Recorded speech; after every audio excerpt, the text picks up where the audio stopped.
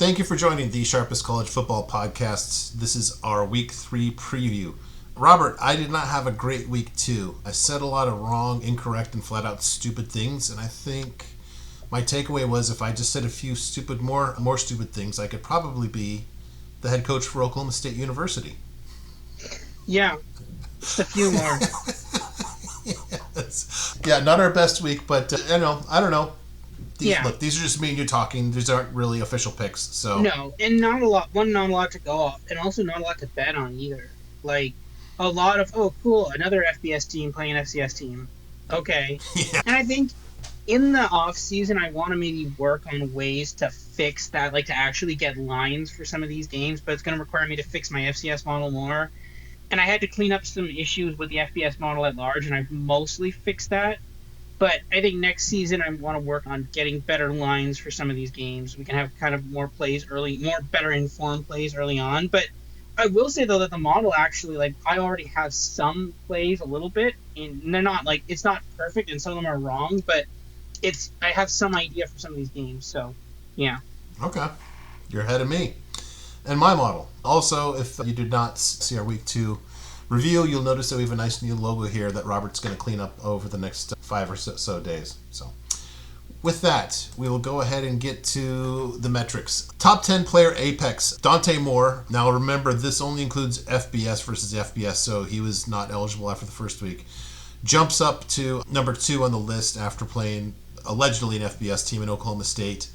Ethan Vasco at Liberty at number 8. Interesting because we just crushed Liberty in the Week 2 review. Clearly their problem is on the defensive side of the ball. What's interesting too here is Brad Jackson with the 188. It just looks like Texas State is doing Texas State things. And Baron Morton, I bring that up because Duck and I locked horns in the season premiere of Island Time where he said he had a small play on Baron Morton as a long shot to win the Heisman, and I just said, yeah, he stinks. So, as usual, Bears and I am correct here. Texas Tech is interesting. They play Utah in a couple of weeks. That's going to be a fascinating game. I want to see that. Yeah. On the player Ryan side, Bo Sparks jumps in at number 3 here again for Texas State. This Musa Berry guy, I bring this up. This is interesting because Western Kentucky had a different guy on the list 1 week ago. So 2 weeks, 2 different guys in the top 10 in player Ryan. Clearly I forget his name here, Maverick McIver's offensive coordinator. We forget his name here, but the new OC at Western Kentucky is clearly working out so far. And again, Texas State thing is Texas State. I think the thing that I want to see is Texas State doing the Texas State thing, something that also includes playing your best ball before November. So that's been the problem for them, huh? Worry about that a little bit, yeah. They looked really good last week and the week before. Will they be able to actually win the conference, though? That's the thing. So I keep liking Texas State and keep betting on them, but we'll have to see. Yeah. Yep. Okay, top 10 team Ryan. A few new entrants here that are interesting. Number 8, App State with 206. Again, now that's probably a function of just how bad Charlotte is, but interesting that they're in the top 10 here. Duke, who actually played a real grown-up team in Illinois. Good reflection on Darian Mensah, the quarterback there. And Delaware in a loss. I'm forgetting who they played. They played a legitimate team. Oh, the Colorado. Delaware did not strike me as a really particularly good passing team. So whether this means that Delaware is actually going to be able to pass the ball in Conference USA or Colorado is going to have some serious problems on the defensive side of the ball, I'm not sure which narrative, but that's a really interesting data point when something's up such an outlier that Delaware's in the top 10. I just put a pin in that one and refer to it back in a couple of weeks. Yeah, they did actually play Colorado, and they lost, but I think the metrics showed it was a little closer than the scoreboard looked. Colorado might not actually be that good. I know, shocking, but we'll have to see on that one. Yeah. And then top 10 GGAB, our running game measurement. Texas State at number 7. Want to point out, too, that I'm not as high on UTSA as most. This is basically, that's the only game that this is based on because I think they played an FCS team in week 1. So we have basically top 10 Apex quarterback. We have a top 10 player Ryan. And now we have a top 10 team running game. That's called basically everywhere you want it on offense there. So really good showing by the Bobcats there. And Vanderbilt, let's not forget that this is actually on the road at an ACC venue, one of the harder non-Power 2 venues, I'd say, in Lane Stadium too. Pretty impressive for Vanderbilt to get on this list. Yeah, it is. Vanderbilt is 2-0. They were a 1.5 point underdog to Virginia Tech, and they absolutely crushed them. They move on to South Carolina this week. So, I think, are we talking about them? I think so. I No? don't know if we are, or I don't remember. I apologize. Oh, what I will say is, then if we're not talking about them, I will say that they beat Virginia Tech by more than South Carolina played Virginia Tech, and they're playing South Carolina this week. And they're 6.5 point underdogs, so take for that what you will. Interesting. All right, defensive metrics. Boy, the one thing that really stands out here is Mississippi State, as they played depending on how you do or do not count it, your defending Sun Belt champions in Southern Miss, who undoubtedly have the best quarterback in the Sun Belt in Braylon Braxton, and at home against ASU and Sam Leavitt. I'll put it this way. There are a lot of teams that have faced much worse quarterbacks that are not even close to being on this list. This came out of nowhere. Did not see any kind of defensive improvement coming from Mississippi State. Now, Robert, as a political pollster, you probably know this better than most. I'm thinking that Kenny Dillingham saying that he couldn't find a hotel within an hour of campus that wasn't also a casino. I'm thinking that didn't play well because it strikes me that one of the dynamics we've seen in American politics is that people in places like Starkville really don't like people from places like, I'm presuming that our guy Kenny Dillingham probably lives in Scottsdale. I don't think the Starkville set really liked the Scottsdale set making remarks such as that. And they probably got their best effort for a half there for sure. Yeah, for sure. And to be fair, got very lucky there with that game-winning touchdown. Mississippi State, that was crazy. They got very lucky there, but again, they won. Hats off to them. Arizona State, they got the lead early on them, and then they came back in that game. Again, both teams played a very good game there. Maybe Mississippi State's a little better than we thought, especially on defense. Maybe. Yeah. And then the running defenses, the thing that sticks out to me is Auburn with 8. You've had they faced a high-flying Baylor offense, and I know that you put them on the team of the list of SEC teams that you cannot trust. I'm thinking I might trust their defense. We can trust their defense. We can trust their defense. That's fair. We can trust the defense. Yeah, I don't know. As much as we just had a grand time goofing on Hugh Freeze, there might be an angle here where we might actually be on him if the numbers twist and turn, right? Maybe. We'll have to see. It's going to take a lot. I'm going to have to be like, okay, I believe in this team. I really don't believe in this other team. But there is maybe a path for us to believe in Hugh Freeze in one of these games. We'll have to see. I lean no, but again, we'll have to see. It's a long season. Looking at this, you've got Mississippi State there with a good pass defense. If they play against, there's some SEC teams, right? Like Mississippi State and Auburn. This might be a place where you could catch, like, if there's something where Alabama's getting too many points, or Ole Miss is getting too many points, or even Texas A&M is getting too many points. Or Georgia or Tennessee, if one of those teams is getting too many points in the game they shouldn't be, keep these rankings in mind. It'd be like, hey, Tennessee really loves throwing the ball. It'd be a shame if they had to play the team that has a good pass defense. Right? That's the thing. Or like the classic exhale game. More from Mississippi State. It's like, all right, I just played, I don't know. Nobody's going to have this, but I just played back-to-back Georgia and Texas. Oh, now I got Mississippi State, I can exhale. And all of a sudden you're going to be in a game in the fourth quarter that you really were not expecting. Yeah. Yeah. Okay, the bum list. Thanks to, let's just say, we went back to the traditional bum list, okay? No longer the Gavin Wimsatt line. We'll see if basically it normalizes and we can get to something that repeat our week one there. 2 names that stand out here. Preston Stone, as predicted, the guy truly misses the talent that he had at SMU. Would like to point out that Goose Crowder, the guy that almost led Troy to a win over Clemson, checks in a robust apex of 34. Thank you very much. And I'll have to run this by Hambone, the co-founder of the bum list, but I'm pretty sure E.J. Warner is the first individual to be on the bum list for 3 different schools. Kind of like the anti-Saban thing, where it's, you took this school and that school to here and that. Congratulations, Mr. Warner. Bum list emeritus status. Yeah, it's impressive getting there on 3 different schools. Because not only, let's talk about the scale of that achievement. Because one, obviously, you were a bad quarterback at one school. Okay, but then another school accepted you. and then you were bad at that school too, and then another school accepted you as well. So generally, this is going down several conferences, and then in that third school, you were also bad too. Yeah, it's pretty impressive. It is. I also want to point out, I feel bad for the guy, but my gosh, Malachi Nelson was, by some recruiting services, the top quarterback in his class. Went to USC, left there pretty quickly, went to Boise State, could not get the job there.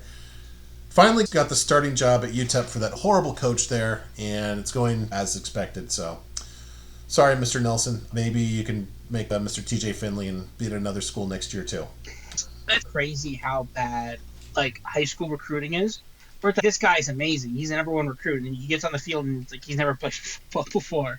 It's like you've seen this a couple of times, and like you can even make that extension with Archie Manning to some extent. Okay, he's not that bad, but like I think people really need to temper what number one overall recruit means. Like I think like in the NFL, a number one draft pick, some number one draft picks have come in and dominated the league. They've been one of the top players in the league, one of the top players in their position. But I think number one overall draft pick is just like an okay to good NFL, like a okay to good college player, maybe, right? Like I think that we need to readjust what expectations are. Like I think when we talk about Archie Manning being the number one overall recruit in his freshman year, I think you need to think of more of that as, oh, he's just a good to okay college player, not like one of the now immediately going to be one of the top elite ones. I think people make that same, they think it's the same as a number one overall NFL pick, but it's not the same thing. Yeah. Indeed. All right. Time to get to some games. Just a little advisory here. These are not capital N, capital O, capital T. These are not dual model plays. We have 2 more weeks of data required, at least for my model. He mentioned in part 1 that he's trying to get a sneak peek at some of the look-aheads here. Just for context, like my plays, I'm playing about, actually less than 0.1 units per play. So with that, probably the biggest game of the week here, Texas A&M at Notre Dame, and I haven't updated these lines since last night if they've moved. Robert, I'm going to depend on you. Keep me honest here. Notre Dame is giving 6.5. This is a tough one for me. Texas A&M has played UTSA, who also, as we pointed out a few times here, now I think about it, had a rough time against Texas State. A&M also hosted Utah State. You've got really good offensive stats here, which you better against lesser opponents here. Defensive apex really strong for Texas A&M. Run game should be a lot better. Boy, that's actually a little concerning here. Notre Dame, I can take the 87 apex against, going to say it for the 30th time on this podcast now, against the Corey Heatherman defense at Miami. I can forgive that. I guess the thing is that really sticks out to me is I've got A&M with a worse, if not significantly worse, run defense here against what I would call a severely inferior quality of opponent here in UTSA and Utah State. I'm not ready to back CJ Carr yet. I'll put it this way. I have as much faith in him as Arch Manning or Bryce Underwood. And just if I'm going by the eyeball test, I think that he played the best in the spotlight game of all 3. And that was his raw debut, his natural debut there. I'm not playing this. I definitely want to talk about this since this is one of the biggest games of the week. If we do the proverbial Robert gave me $100, I would probably take Notre Dame. I guess the other angle is there's no real metrics on this. They just lost, and they definitely want to make the playoffs. If they don't make the playoffs, this is not going to be a successful season by any means for them. They are the desperate team here, and I typically don't put a lot of stock into that, but I think this is probably going to be one of the most amplified instances where that could be a factor. So not a play here. I guess if I had to, I'd do Notre Dame. Now, Robert, you're probably going to tell me it's moved to 7, and I have to take everything back. It is 7, yes. Okay. The thing is, I agree with your sentiment here. This is basically an elimination game for Notre Dame. Basically, they lose this game, you're done here. They can't make it up. That's the thing. Their schedule isn't that the only big game they would have is USC, and that's And this is the thing, right? I don't know if they can beat both Texas A&M and USC. Like, USC might actually be pretty good. Like, I could write if they beat Texas A&M, and Texas A&M was actually like really good. It's crazy for Notre Dame that they could be playing one of the best teams in the ACC, one of the best teams in the SEC, and one of the best teams in the Big Ten all in one year, and then also the Boise. But Boise State's bad this year, so it doesn't matter. But it's it'd be crazy if they could do that. They could probably lose all three of those games and they won't get in the playoff, even though they like arguably should be in that case. But that's not how people do math. People don't do the math that way, so that's fine. But I'm sorry, yeah, did you say that's not how ESPN rewrote the rules? Is that what you said? yeah, probably. It's probably like somehow Texas still has higher strength of schedule than Ohio State right now, so they're ranked above them. Yeah, Texas, like Ohio State played Texas at the time, but man, Texas played Ohio State, so it's no. I mean, it just whatever that how they'll do that, I'm not sure, and I'm sure there will be talk about that in just a few weeks when they do that in November.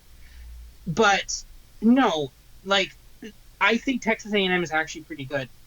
I was surprised last year how close Texas A&M actually made this game. I thought they actually did really well in this game and that they overperformed what I thought. I like they if Notre Dame loses this game, it's going to be a rough season for them because I don't think they're going to get a chance to get back into the playoff conversation, even if they were to beat USC.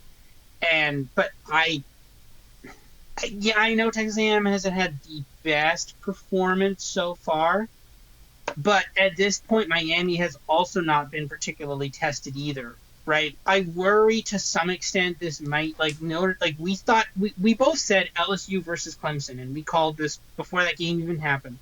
We said I think both of these teams are mediocre and they're being massively overhyped, and they played a game where they both looked horrible and won one, and people were like that was an amazing game. LSU narrowly beat them; they're two of the top teams, and we said that's wrong. And then Clemson, both of them almost lost to a G5 school. Like they barely beat a G5 school the next week, and they're both still ranked in the top 10 for some reason. I think I'm not sure if Clemson's 11 or whatever. It doesn't matter. Clemson fell out. Okay, sorry, close enough though. But again, Clemson barely actually probably not even be ranked right now. But again, that's a conversation for a different day. I almost worry if that Notre Dame Miami game was the same game we just didn't realize at the time. Maybe I could be wrong. I could be wrong. No, I know. Come on. No, I know. I disagree with that, but go ahead. It's very. Go it's no, you could be right. You could be right. Maybe I'm too much there, but I don't know. I think Texas A&M could be actually really good. I think Mike Elko has had a year now. He's got his team. This team actually has looked pretty good. They've had a really good offense. Last year they did struggle a bit on offense. This year they've been really strong on offense. Now, okay, maybe not strong on defense, but they've been pretty strong on offense. And I think if you give Mike Elko a week, he can figure out some way to contain CJ Carr. So I'm going to take the 7, and I'm going to put a little on the money line and see. But yeah, that's where I am in this game. I like it. We're on opposite sides. Mm-hmm. Yeah, I really want to see. I think that this number, the offensive G-gap, is, again, I'm just going to say it again, Corey Heatherman. There's a lot of Corey Heatherman in that number. And there's nothing like a Corey Heatherman here on this. Yeah. I got that wrong. There's nothing here that's really, I can excuse this number where they're giving that up. So yeah, so what I will say is I do expect those to mean revert. I'd expect that G-gap to go higher for Texas A&M, that number is the higher number for G-gap. Defensive G-gap is better. You want a lower defensive G-gap. So that number will go higher, and Notre Dame's G-gap will go higher as well. That's what I expect. I expect Notre Dame will not have a 64 G-gap against Texas A&M. That's not going to happen. Notre Dame's going to be able to run here. But I think that Texas A&M is definitely going to be able to pass, and they're going to look at that defensive apex for Texas A&M. They might be able to shut down CJ Carr. So okay, they can run, but that's it, and that's the thing, and that could keep them in the game. But if they can eventually stop them from running, they're gonna have problems. So again, I agree. I think Notre Dame's a good team. I think Texas A&M might be really good this year. So I'm gonna take the 7. I think 7 is too much. This could be a field goal game, and at that point, I'm good because I got 7, right? So that's the thing. Oh, I gotta buy you one of those silly cadet hats that they wear at A&M. Yeah, the cannon and the stuff. Yeah. Yes. Okay. Sneaky big game. Clemson giving 6.5 at Georgia Tech. I'll tell you this, Robert. I really wish this was a Week 5 game, if only so I could see what my metrics would say on this. I'm not gonna try to guess, but man, I think there's a lot of legacy in this number. I'll put it that way. If we just had vanilla uniforms here, I think Georgia Tech's just a better team, right? Yeah, I think so. Couple things I will say here, though, is that Georgia Tech should have beaten Colorado. One thing actually covered the spread against Colorado. They probably should have done it by more. They had 3 turnovers in that game. So that might be impacting some of the numbers here. But man, Clemson is not that good. I will say this number was 9.5. I got this at 9.5 preseason. So we're Wow. already down to 6.5. I think it was 7.5 on Saturday. It's down to 6.5 now. I Yeah, it's I don't know. I think this is the spot where if Dabo's going to do something, it's going to be this game. I like you can't say, oh yeah, Clemson didn't do well against Troy because they were looking ahead to Georgia Tech. No, that's not a thing. I Georgia Tech is a team I absolutely love when they're an underdog. When they're an underdog, you're giving me points. I love Georgia Tech in that spot. The second there's expectations, the second it's cover this 3.5, they're like, nope, we're not going to do that. We're going to win by a field goal in overtime. We'd be like, okay, come on, guys, like we could do better than this. Come on. But no, that's the thing. I love Georgia Tech with no expectations. I love Georgia Tech with giving the points at a plus money thing so they can get their nice upset. I love that with this team. I don't love Georgia Tech when they're a favorite. And they're a dog this team, so that's good. We'll go Georgia Tech. And I do want to point out they did play Gardner Webb. Now, all of these metrics here are only FBS versus FBS, so there's Just no Colorado, yeah. Gardner. Yeah, there's no Gardner Webb in that number, which really speaks to just how bad Colorado got punked defensively there. My gosh, 272 yards. Yeah, I think again, I don't feel strongly enough to play this. Yeah, man, you know what? I'm just going to save us 12 minutes and just say at the end I'm going to talk myself into it. I'll take another look at this one. Is it still 6.5? Sorry to make you I think it's 6.5. Yeah, I remember this. point line guy here. Check. This is noon. I want to say. No, actually, it is not 6.5. It's 3.5. Wow. Okay. I still might play Georgia Tech. At that point, it's just a think so. money line play, right? Yeah, plus 140 on the money line. I take it. Like Yeah. this isn't a conversation because I've got 9.5, so I don't care. Just go ahead, Yeah. play your game. It's fine. I don't care. But for everybody else, you have to make a decision here, right? Yeah. In the Conference USA preview, I mentioned the story about how I wound up with 2 Kennesaw State University T-shirts. I wouldn't be surprised if I wake up Saturday morning and I bet Georgia Tech on this game. Let's just say that. One thing I will say that you said for your metrics, you said you'd love to. This was week 5 game. Week 5, run this game again. See what you got. See what you got. That's a good point. Yeah, I like that. This is the sneaky. Yeah. Again, man, do we just copy and paste everything from last week in terms of, yeah, it's a 3 score and it could be this and it could be that. I'll put it this way. And again, if you've been with us through the conference previews and Robert's gonna, I don't know, we should just make it a drinking game every time I say the phrase Corey Heatherman. Miami's a different team now, and I think that this water is, believe me, I'm in love with South Florida for making me look like a genius when I picked them to beat Boise in the American preview, so this is not like a screw you South Florida thing. I like Alex Golesh. I want Byron Brown to do well. I'm delighted he's having a good season after getting hurt last season. I think this water is just way too deep for them. If you saw Miami against Notre Dame too, they have this freshman receiver, I forget his name. He's like about 5'10" or so. This kid is for freaking real, man. I just think, not to crap on Boise or Florida, but I just think that Miami is just so different, so much different. I still feel strongly that if not actually a top 3 team, I think that it's really hard to argue that you cannot put Miami a number 3 team in the top 3 right now. I think at worst they're like top 5. And I think this is, I don't know, see this. I think the big boy magic runs out here for South Florida, but they're still in a good position for the American. It's unfortunate they start over basically after a good non-conference. I agree with that. I think exactly what you said. Let me just check what I have for this game. Yeah, it's a little early. My model has Miami minus 10, but there's a lot of last. Basically, my model works because I'm hatching this season with a lot of last season's data. So that's like, oh, by the way, Miami is horrible at defense, by the way. That's not true. So that's why I'd be a bit more hesitant on that. It basically just replaced Cam Ward with Carson Beck and basically made the defense slightly better. So that's why I'm not, like, it's a guide, but it's not perfect. But I agree with you. South Florida is way too overhyped right now. They beat a massively overhyped Boise team, and then they also beat a massively overhyped Florida team. Now they play another Florida team. Again, whoever did their schedule, man, what I want to talk to that guy. Was this like a plan? Were you just trying to get as much money as possible? Were you trying to get the coach fired? What were you trying to do with this? Where you're like, okay, I got a plan. Okay, we're gonna play Boise. That's always a good team. They're going to play Florida for some reason. They're going to play Miami. But, like, are we playing Bama next week? What are we doing here? Obviously not. They have to start playing conference games at some point. But just to schedule the toughest possible teams. Yeah, next week we're going to go to Miami, the Dolphins, Miami Dolphins. Not the... No, there's a line here where this kind of magical Cinderella run ends. I think this is... Remember we called that a couple years ago with Colorado when they played Oregon and we're like, you're going to get absolutely crushed.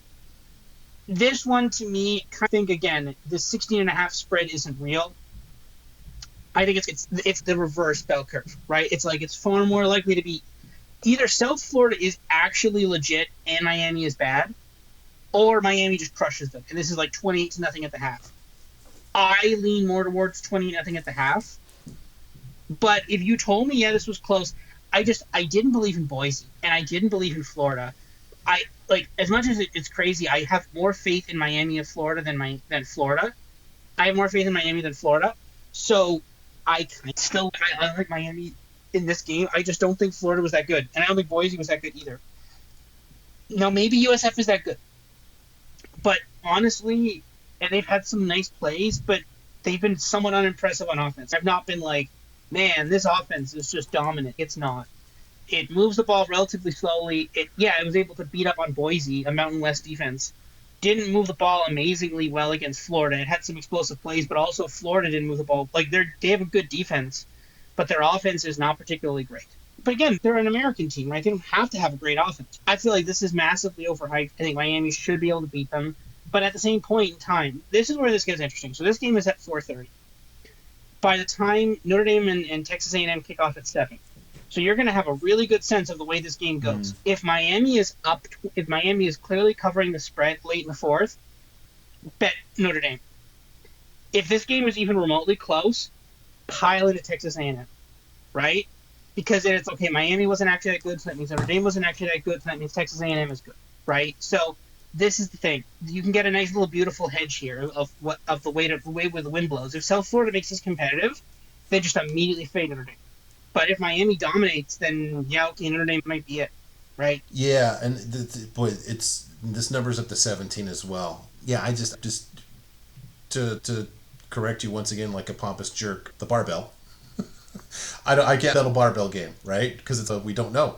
We don't know which way it's going to go. It's 17 flat now, but yeah. Yeah.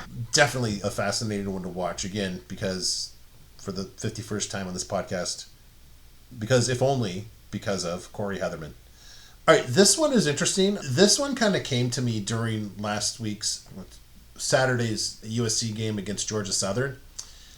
Kind of struck me that Jake Mayava is just floating balls out there. He wasn't really throwing any like darts or anything. And I'm just wondering, now Purdue played Ball State, who was like allegedly an FBS team, but my gosh, they're in rough shape here. I'm just wondering if Barry Odom is going to find a way to not have these guys, these USC receivers, like all by themselves with nobody within 10 yards, and maybe Mayava can't do it. I don't know. That's a path. Now, do I think USC is in danger of losing? Not really. Do I think that they're in danger of not covering 21.5? Yeah, considerably. It's been so easy. They've had guys like you and me, Robert, out there trying to cover Mekhi Lemon and Jacoby Lane without much help. The water gets, I don't know if it's deep, but it's deeper here. It could be a culture shock. Maybe that's what I'm thinking. I have no idea what kind of crowd Purdue is going to bring for this, but it is the first road game. It is that dreaded first conference road game as well. So I'm just saying that I've got a lot more thoughts than you might think a USC guy would, who's literally every time we run a play, it's 11 yards so far this season. That line was a little short in that context alone, yeah?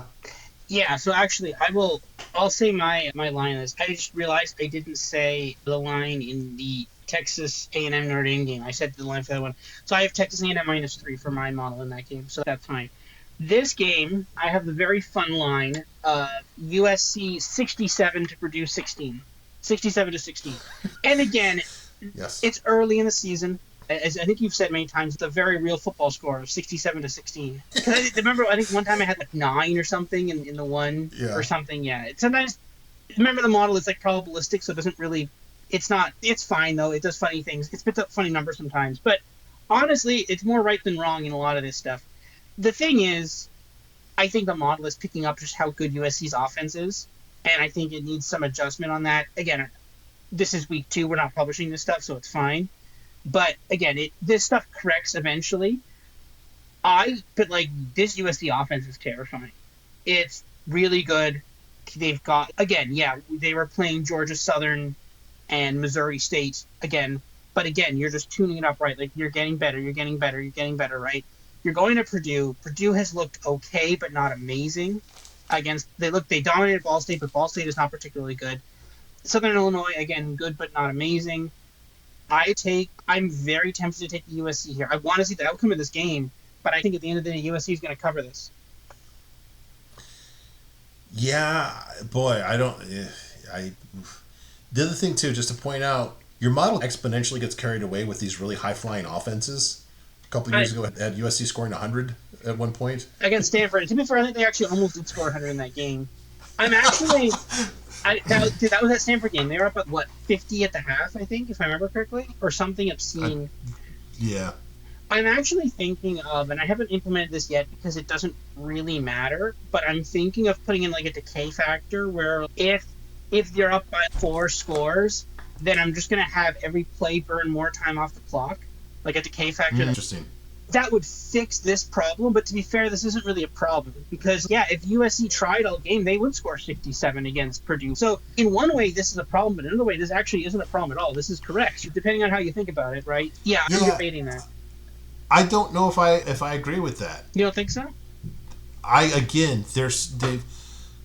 It's been too easy. It's just one thing, just to go across sports, one thing in horse racing, if a horse dominates like a grade 3 race and moves up to grade 2, I almost throw the grade 3 race out because that wasn't a real grade 3. It's probably a bunch of tomato cans in there.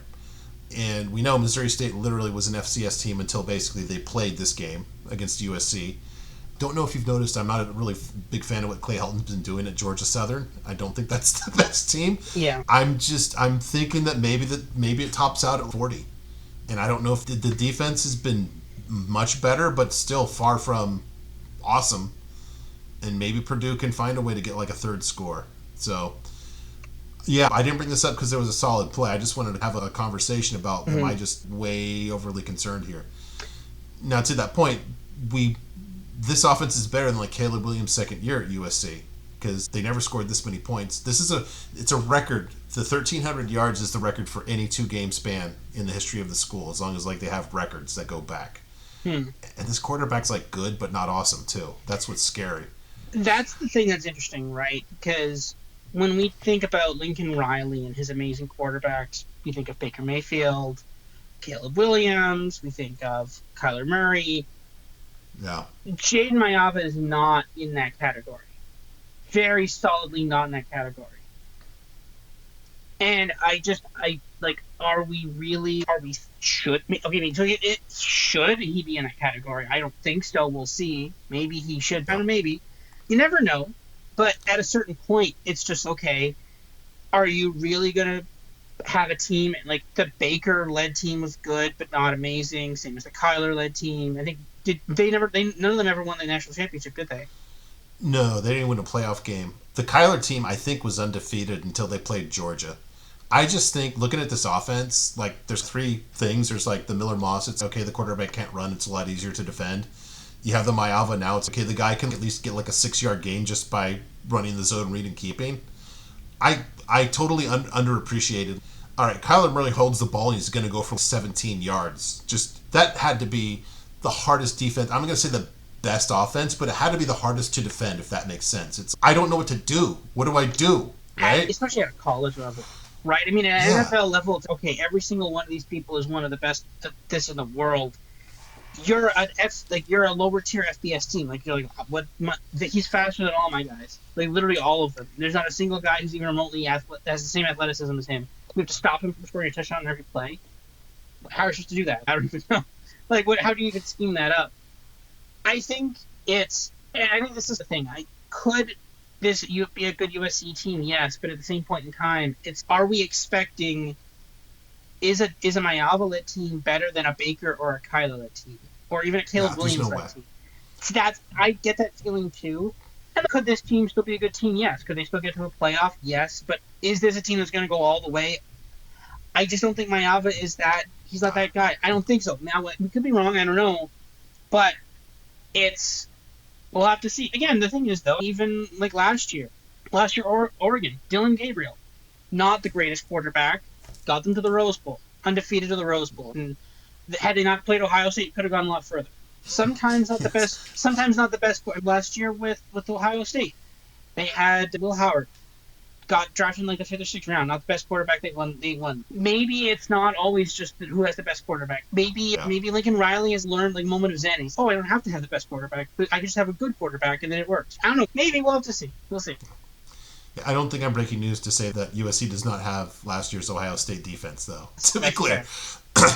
Interestingly, not a huge move, but this has gone to 21. It's gone to a key number, so somebody who's laying some money agrees with my concerns here too. This next one, now it's not a huge move since it's not a big number, but this is down to 8.5. LSU, in line with what you've been saying about, maybe Florida just maybe hit a near-term bottom, I guess, in stock market terms. We've beaten up both these teams to death, except for the fact that LSU was really whatever against Louisiana Tech. Jesus, we spent like probably an hour with all the aspects of Florida and what they've done, and then LSU, and then what exactly is Clemson and all that. I'll say this. I screwed up. They were at Clemson, not at Clemson. Troy. Yeah, that's okay. I had Troy on the mind there. Here's the thing: we've talked about this. They're about the same team, though, right? Yeah, basically the same team. Troy and Clemson, basically the same team, according to what happened there. Now, everybody who's listened to us knows they played. Everybody watched that game. No, here's the thing. We've actually done quite a bit of analysis on this game. We can talk about DJ Lagway, we can talk about Nussmeier, we can talk about all this stuff. My analysis just simply boils down to this: Florida, after losing to an ACC team and LSU being basically one of the most overhyped teams in the country, who's betting Florida at this number? Who's betting Florida at this number? There is, and not us in terms of the public. Who in the public is like Florida? That's why we're betting Florida. That's why we're taking Florida and the points, and they're going to win this game outright. Yeah, I think what you're getting at, or maybe to put it in ham-bone terms, this is the line that stinks. Oh yeah. If LSU was the number, whatever outrageous number they are, 3, 4, I don't know, whatever they come up with, whatever that number is, if they were really that number, and Florida was really, I don't know, whatever number they are, probably unranked, 15, 20, that's what it should be, and it's not. Yeah. So why is it not? I think the books, I wonder how much the books, because obviously the books have some sort of internal spread or rankings. Like, they probably have their own functional top 25. And, they must see the preseason ones, and they must just laugh. Could you imagine? They must just laugh at the preseason rankings. They must just be like, these are wrong and laughable. And I'd love to know where they actually rank LSU. They've taken so much LSU money, so LSU has to be where it is. But they're probably LSU's the 20th best team. They're not even in the top 10. There's got to be. I do want to point out, too, let's be generous and say, okay, maybe Clemson has an awesome pass defense. To be determined. You also got Louisiana Tech, who I am quite certain, I am extremely confident in saying this is not an outstanding pass defense on a national scale. Should be better than a 70 apex with those two opponents, even if one is really good. I'm concerned about, and again, this is not just in a vacuum. I pointed out in our SEC preview, and actually before that, in whatever one of the earlier previews too, just like on quarterbacks or something. Garrett Nussmeier's his apex was basically 100 last year, or 105. It's not like the dude was Jaden Daniels' sequel or anything. You can't run like Daniels either. I think that. How about this for a hot take? Maybe DJ Lagway has the better apex in this game. Yeah, I can see that. See, the thing is, that USF game to me absolutely screams Florida was preparing for LSU all week. They just got to do this. Right? And maybe is there a little bit of LSU in Louisiana Tech game? Maybe. But they're also far worse than USF. Those are not the same team. Yeah. And LSU, I actually trust generally LSU more to blow out a team than Florida. I So to like be clear, you're saying that Louisiana Tech does not have the inside on the G5 playoff spot? no, they do not know. Okay. Not like USF does. USF has they got it in the bag. It's done. It's over. No, this is the thing. I there is every so many of the fundamentals I know about betting just scream bet Florida this week because this is so clearly a Florida upsets LSU. LSU is massively overvalued. Nussmeier is probably the Heisman favorite right now. He's probably the favorite to be number one overall. For some reason, Bet365 is being weird today. I can't check that, but he probably is. I'm fairly sure he is the favorite for number one overall next year. It's just an insane level of over expectation, like an overinflated expectation. Let me actually just check that on. Maybe check on FanDuel. Maybe FanDuel. Yeah, FanDuel's working. Let me check here. But just a massive overinflated expectation here for this LSU team, and it's completely undeserved. I don't understand why it's let's see Heisman. Yep, Nussmeier's the favorite for the Heisman, 9-1 over John Mateer at 10-1. And what have we got here? NFL. There's probably is there a first overall pick? Is that an NFL or a college market? NFL draft. Number one overall pick. Garrett Nussmeier 3-1. Lenora Sellers 5-1. Exactly as I said. He's favorite for Heisman, favorite for first overall. He has a 70 apex. Florida. We're taking Florida all day. That's it. You just set him up and knock him down, huh? Yeah. Yeah. I wasn't able to get those. I was trying to look up an Nussmeier. My guy doesn't have that. So yeah, I'm not going to play it. I'm just not bold enough. And this is 8.5 again, just to be clear. I think it's 7. I'm seeing 9.5 on some of my books. I'm seeing 9.5 on Bet365. Okay. 9.5 is a very weird number too, because it's like you get the 7 and the 8. So that's like as long as you're getting 8.5, it's basically the same number as 9.5. There's such a weird universe of 8.5 not hitting, but 9.5 hitting. Yeah, fair. All right, we talked about this, and this number has moved a decent amount. I referenced this at the end of the week 2 review. Really quickly, Louisiana's apex here of yes, folks, that is right, minus 24 was against yes, folks, that's right, Rice. No McNeese in that number, thank God. But in case you're wondering, as we mentioned at the end of the week 2 review, good news, the apex against McNeese for Louisiana was all of a 24. That is 2-4. They've got some serious problems, and what you don't want to do is be in that situation and be traveling your first road game against an actual SEC team. Now, an SEC team who beat what I think is probably a pretty good Kansas team, this number has moved to 27. I'm going to take a page out of last week's playbook, and this seems like definitely a first half play on Missouri. Yeah, I really like that. I'm going to bet that too. What is that first half spread? Let me see here. They tried to screw it. By the time that certain unlicensed books dropped a number, it was up to 18.5 last week. We thought it was, I think you saw it at 16 on that Oregon game. So I'm guessing it'll probably be for Missouri 16.5. They do not divide it. They really front load the. This is up to 27 now. Wow. Yeah. So that first half, I'm guessing probably be like 16.5. Let me see here. No, not Missouri State and Missouri. First half, 15.5. Wow. Okay. Yeah, that's too low. Louisiana is not going to score in the first half. And again, this is somebody who's a believer in the coach and the program. It ain't happening this year. And they actually I think they've gone through 2, if not 3 quarterbacks already this season. So they're just in a bad spot. All right. So we both like that? Yeah. Tigers first half? Okay. Easy peasy. Not easy peasy. This is another one of those, is it really? Are they really? ... Is Kansas State really as bad as we think? Is Arizona actually fixed? Admittedly, based on games versus Hawaii and Weber State. I don't think you could ask for a lot more from Arizona, though, especially not defensively. I don't know what to make of Kansas State. They still have a functional quarterback. They have something of a running game. I can see problems on defense here. I'm going to be a square here, Robert. I need to be more convinced that Kansas State just isn't that good.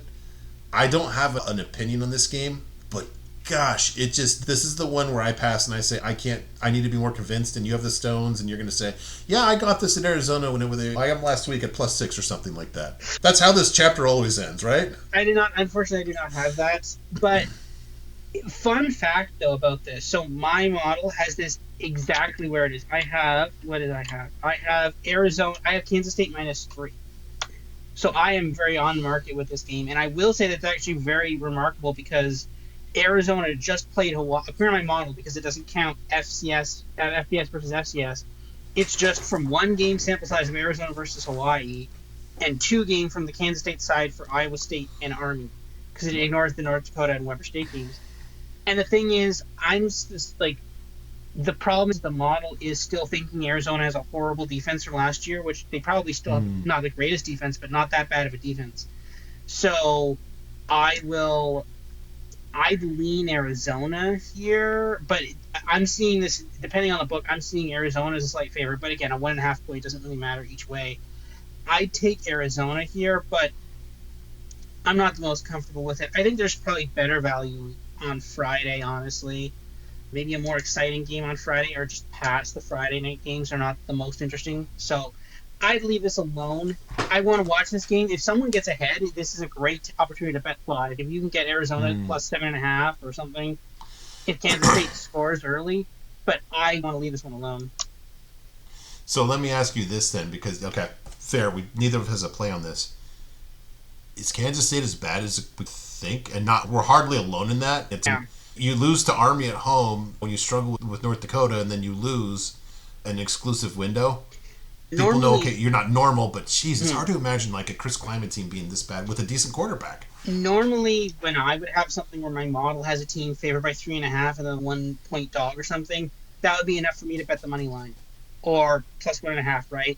But because I'm not, because of so many other reasons, because I think Arizona's defense is being undervalued by my model, and I think Kansas State is probably being overvalued because there's a lot of stuff from last season baked into it. So if I'm saying, yeah, I don't believe this number, it's unbelievable that Kansas State is this bad, but maybe they might be, right? We weren't the highest on Kansas State. We weren't this low on Kansas State, though, for sure.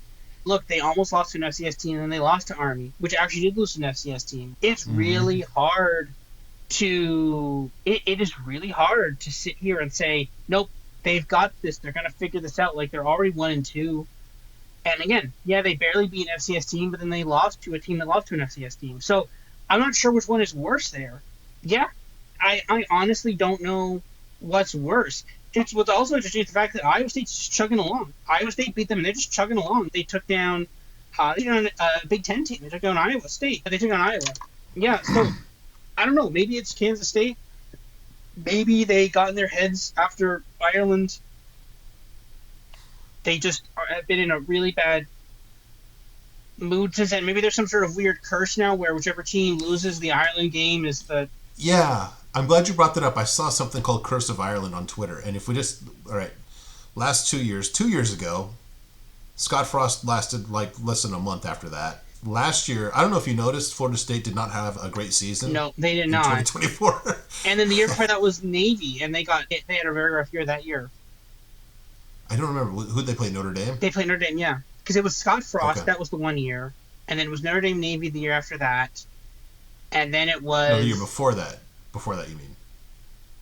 No, it was... Scott Frost was the 22. Was he? Yeah. Am I... Yeah, this is Rule's third season. No. Oh, yeah, 22. Yeah, okay. Then 23 was Notre Dame Navy. Then 24 was Florida State, Georgia Tech. And then 25 was this year, yeah. So, yeah, it was that year. So, yeah, whoever loses that game just has a bad season. An inexplicably bad season. Maybe there is something to this. Yeah, I don't know. Really weird. So Kansas State Big 12 champions next season, then. Yes. All right. Last one here. I actually have a really strong opinion. My model does too. Yeah. We talked about one of these teams in the ACC preview. It was the one that actually had the actual kind of functional coach here. You might recall I said I really like BC to be the classic progress without manifestation in the one-loss record.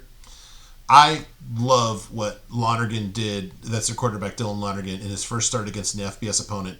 I think Michigan State, we talked about that. They've been the year two progressing. BC hung with them. Now, they gave up a lot of points. I think that it's not too controversial to say that I think BC can tame this wild Ben Gulbranson Stanford Cardinal offense here. Your model's got to have BC by like at least 17, right? So I'll say the spread's up to 11.5, and my Okay. model has the very normal football score of Yes. 33 to 5. There you go. Okay. To be fair, if I said this score is going to end 33 to 5, would you be that? You'd be like, yeah, that makes sense. Yeah. You'd be Stanford will like, find a way. yeah, it's bad. Did you watch the BYU Stanford game at all or not? No, Okay. Oh, that was cigar time. Okay. It was a late game. Yeah, I watched that game because I basically early in the week it was like BYU was like 18.5 point favorites at plus 100. I'm like, that seems wrong, and I took it, and that was a very good idea. It wasn't close. Obviously, there is no relegation in college football, but there should be. That was really bad. Like, you've got an NFL coach on the sidelines. How many people go to Stanford? 20,000? Is that big of a school? I didn't think it was. I Is don't it even that know. big? How many people go to Stanford? You live closer to Stanford than I do. Well, Relatively. I mean, okay. most Americans do, right? Someone's got to. There can't be that many people that go to. There's got to be someone who's better at quarterback than Ben Gilbranson. There has to be. Like, this is not working. It's bad. It's really bad. Like, I've never seen. And it's not even. First of all, I don't think BYU is that good. We're going to fade BYU very soon, probably. But they got nothing. It's okay, their defense does some stuff, but it's got to be so debilitating for your defense when you go all out, and you can see it in the plays where they're like, yeah, we stopped them, we got them to go 3-and-out, and then you punt the ball back, and then you just immediately, like the most savage 3-and-out you've ever seen. It's not even close to getting a first down, and you're just like, then we're back on the field again. And it's so bad. Their offense does literally nothing. It's one of the worst offenses I've ever seen. They run the ball, it doesn't work. They try to pass the ball, that's even worse somehow. It's really bad. I've not seen an offense that bad in a long time. And it's early, so the bad news is these aren't normalized numbers, but I'm going to say it's good in this case in that, look, Stanford's played at Hawaii and at BYU, so it's not like a crime against humanity to not have these normalized, just use raw numbers if you're playing against a team, an ACC team, that's faced a Big Ten team, right? So if I'm comfortable using these raw numbers, and if I see an apex of -10, I will point out, Robert, that is consistency. You might remember Gulbranson had an apex of -10 after one game. So he's very well coached in basically what he does right and wrong. I see this. Here's the thing this is unbelievable. A 30 Ryan per game. This is like Kennesaw State, their first year in FBS. You're not going to move the ball unless it's on a Wednesday night, basically. You're just not. You're not going to score. Is BC going to win the ACC? No. Are they actually a functional, something resembling an actual ACC team? Yes. Is this kid going to have his way versus this defense after playing an actual Big Ten defense? Yes, you bet. Market just doesn't get, again, how bad Stanford is. And, again, just to take it back to one of the running themes of the show, never forget the Keon Jenkins game.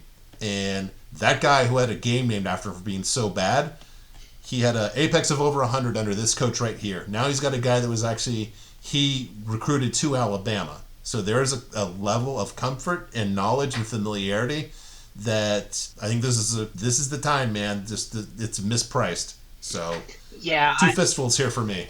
I don't know how much longer they're going to keep mispricing Stanford this badly. At some point, you're just gonna see 28-point spreads in these games. Like, it's going to be like 3 touchdowns. Try to bet against them, and people still will. Because, like, you played Hawaii, a team that is bad, and then you played BYU, a team that lost their quarterback very early in the season due to whatever, and they're not particularly good this year either. And you got crushed by 2. You lost to Hawaii in a close game, but Hawaii is not good, and it's a Mountain West team. And then you lose to a Big 10 team, a Big 12 team is not particularly good. Now you're playing actual ACC teams that are like okay. this is going to get worse. This isn't even getting better. This is just going to keep getting worse. If you can go online, and for our viewers, if you didn't watch the Stanford BYU game, I'm sure all of us did watch it. It was appointment viewing. If you go on YouTube, there's the ACC network. You can actually see the highlight package of the game, which is basically they cut up all the plays. It's condensed, the condensed version of the game. You see every play. Go watch it. It's rough. It is so, watching the Stanford offense or try to do offense. It's really bad. They just do nothing. I've never seen an offense do so little in a game, and they're not doing it. Like they're still like Gil Branson is still the starter as far as I know. I don't understand why, but like something has got to give here. This is really bad. Something's got to change. I do want to point out, I don't know if you remember this, actually, Hawaii's quarterback, Alejado, he screwed up his foot so bad that he couldn't play against Arizona. Don't know if you remember that. End of that game, he was limping around, and still Stanford found a way to not find a way.